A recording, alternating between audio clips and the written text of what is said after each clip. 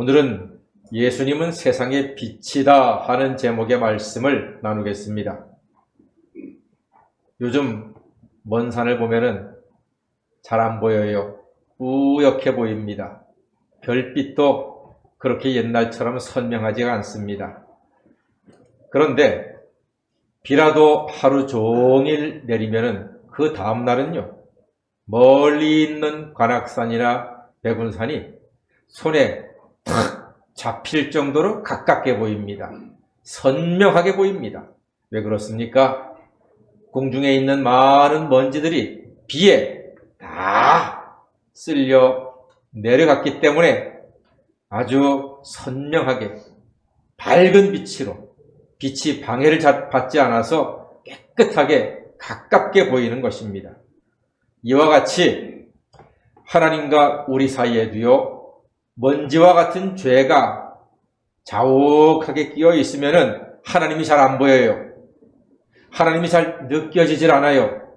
하나님이 잘 믿어지지도 않아요.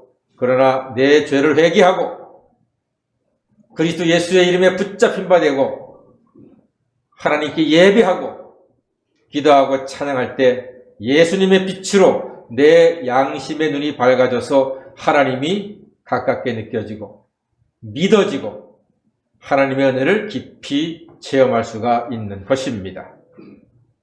오늘 성경 본문 말씀이 사실 당황스러운 이야기입니다. 예수님이 성전에서 가르치실 때 무리들이 한 여인을 끌고 왔습니다. 좀 그렇잖아요. 여자를 끌고 왔대요. 데리고 온 것도 아니고 모시고 온 것도 아니고 끌고 왔답니다. 이유인즉슨 이 여인이 옷도 제대로 입지 못한 민망한 모습으로 왔는데 무리의 이야기를 들어보니까 가늠하다가 현장에서 붙잡혀서 무리들에게 끌려왔습니다. 얼마나 수치스러운 모습이었을까요? 그러면서 그들이 예수님께 하는 말이 모세의 율법에는 이런 여자를 돌로 치라 했습니다. 예수여, 당신은 뭐라고 말하시겠습니까? 라고 묻습니다. 이는 예수님의 의견을 정말로 듣기 위함이 아닙니다.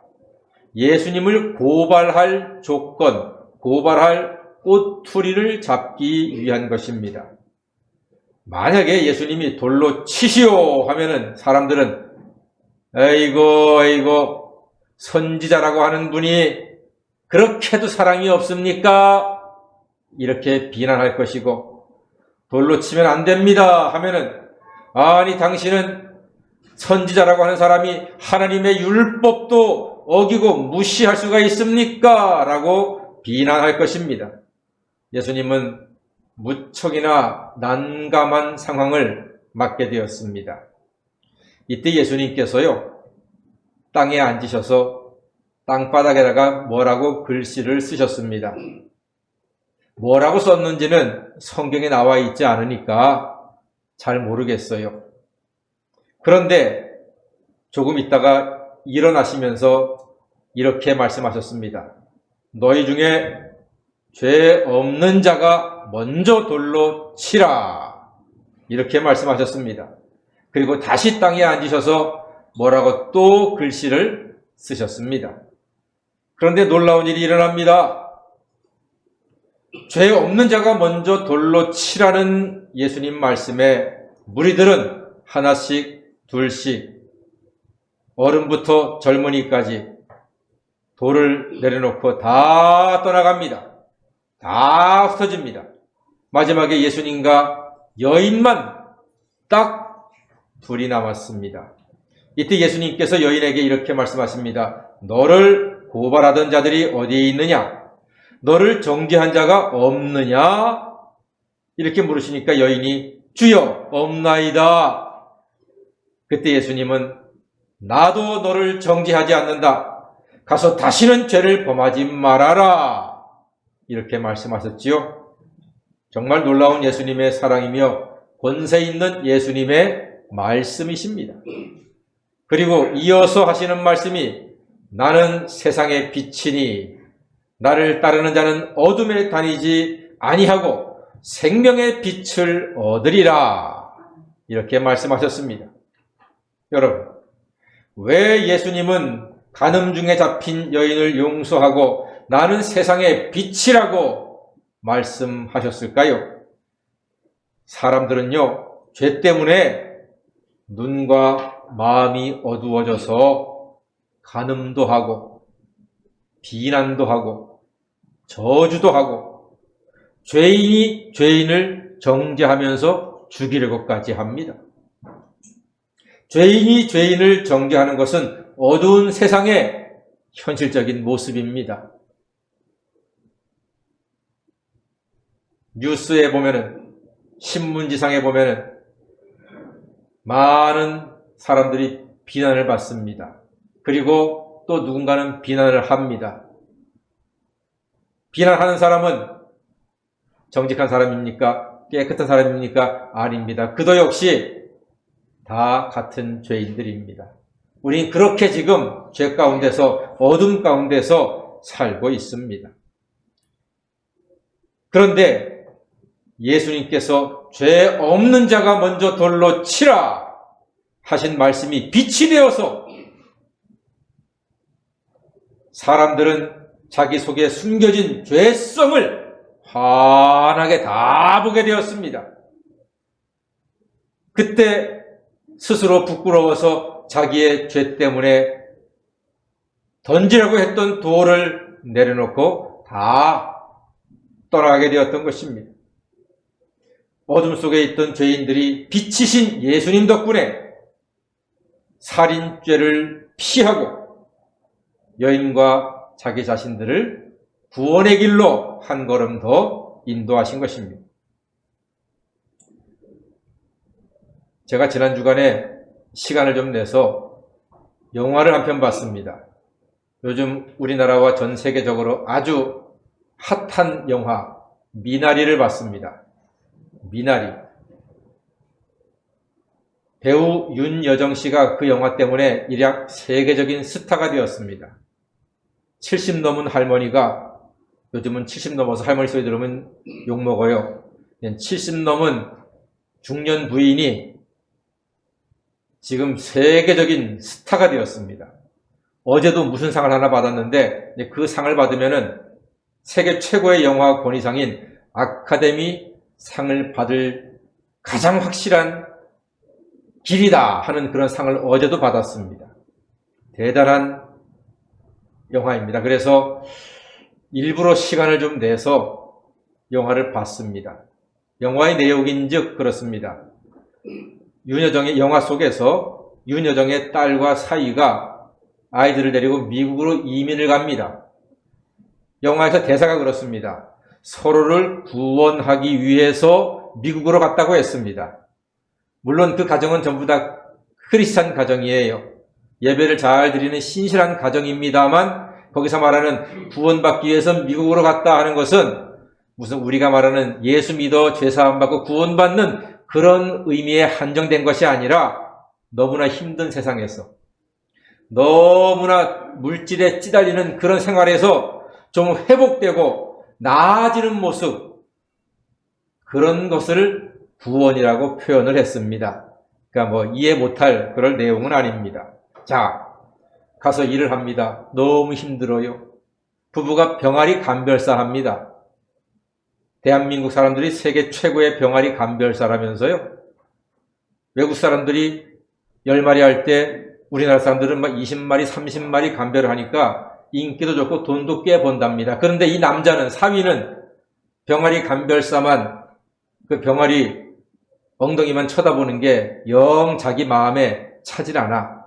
그래서 농사를 좀 지어서 농장을 갖고 거기에 많은 대량으로 좀 농작물을 재배하고 그리고 동물도 키우고 좀 이렇게 큰 농부가 되는 게, 미국에서는 농부, 파머가 대단한 직업입니다. 우리나라는 심심하면은 할 일 없으면 농사나 짓지 그렇게 얘기하잖아요. 미국은 그게 아니에요. 미국은 파머, 농부는 정말로 엘리트가 갖고 있는 정말 훌륭한 직업에 속하거든요. 이제 그 파머가 이 사유의 목적이에요. 땅값이 비싸니까 그래도 땅값이 좀 싼 아칸소주에 가서 땅을 사서 이제 농사를 짓는데 그게 말처럼 쉽습니까, 여러분? 농사라는 게 그렇게 간단한 게 아니거든요. 정말로 어렵고 힘들고 또 성실해야 되고 건강해야 되면 이게 농사 지을 수가 있어요. 힘들어요. 그러니까 이 젊은 부인이 너무 힘들어하는 거예요. 그러면서 여보, 그냥 우리 병아리 감별사 하자. 그러면은 기본적인 수입은 보장이 되니까 그렇게 하자. 남편은 안 된다. 여기서 대판 싸웁니다. 와, 저 영화에서 부부싸움 그렇게 심하게 하는 건 처음 본 것 같아요. 막 이 여편네가 눈을 동그랗게 뜨고서 남편을 집어삼킬 듯이 막 소리치고 하는데 와, 그 싸우는 게 마치 우리 옆집 싸우는 것 같더라고요. 와, 막 엄청나게 싸워요. 그러면서 야, 이거 저 집 안 되겠구나. 이혼하겠구나. 서로를 구원하기 위해서 미국에 왔는데 구원은커녕 서로 저주하고 버리겠구나. 그런 느낌이 탁 들 정도로 그렇게 심각하게 너무 심하게 싸웠습니다. 가정 파탄나게 생겼더라고요. 그리고 그날 밤에 이제 집에 오는데 밤에 멀리서 불빛이 보여. 부부가 웬 불빛이지? 하고 와보니까 세상에 그나마 좀 추수해서 쌓아두었던 농작물을 쌓아두었던 창고가 불이 나가지고 활활 타오는 거예요. 세상에 이 남편은 정말 기절할 노릇이지요. 그게 자기의 꿈인데 불타고 있잖아요.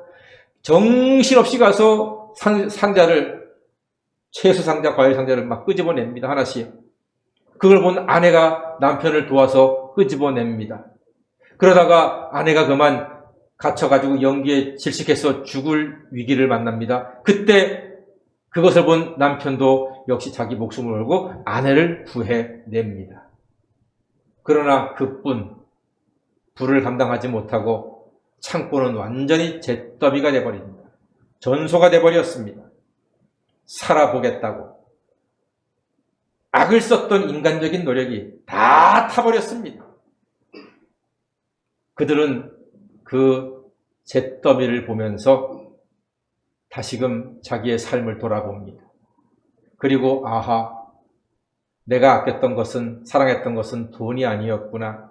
내 남편, 내 아내, 내 가정이었구나를 다시 한번 생각하게 됩니다.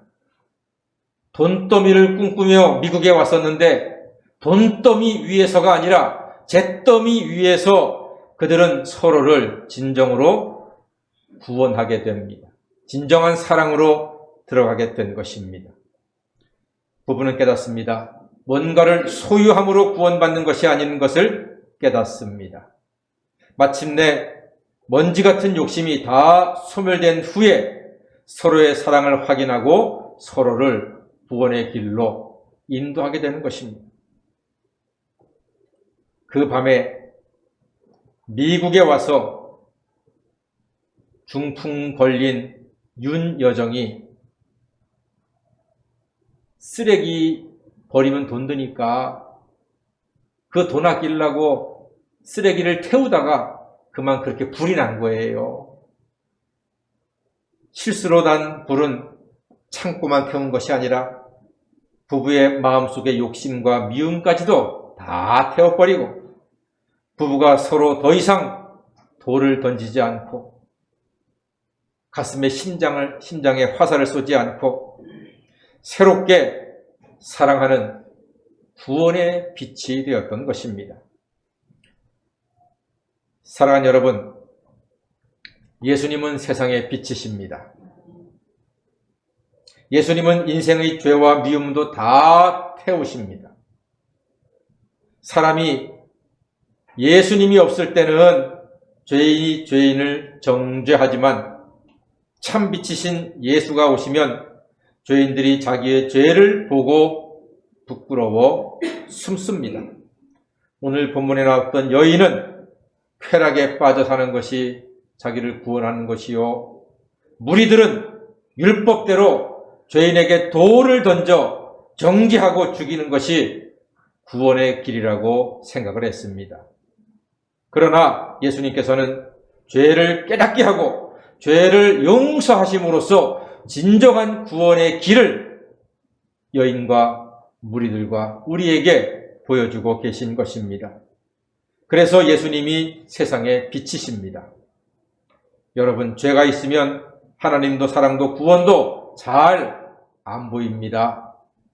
그러나 예수님의 보혈로 죄를 태우고 나면, 죄를 씻고 나면 하나님이 보이고 구원도 보이고 사랑도 보이고 내 아내도 보이고 내 남편도 보이고 내 가정도 보이게 되는 것입니다.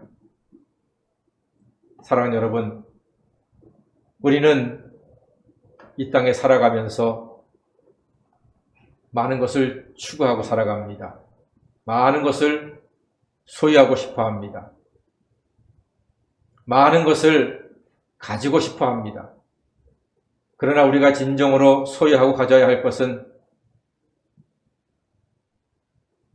돈다발이 아니고 많은 권세와 명예가 아니고 예수 그리스도의 이름을 소유해야 할 줄로 믿습니다. 예수 이름을 소유할 때 진정으로 하나님을 보게 되고 그리스도 예수의 존귀한 이름을 통해서 구원의 길로 나아갈 수가 있는 것입니다. 세상에 비치신 예수 안에서 날마다 구원의 기쁨으로 담대히 살아가시는 하나님의 자녀가 되시기를 주님의 이름으로 간절히 축원합니다. 기도하겠습니다.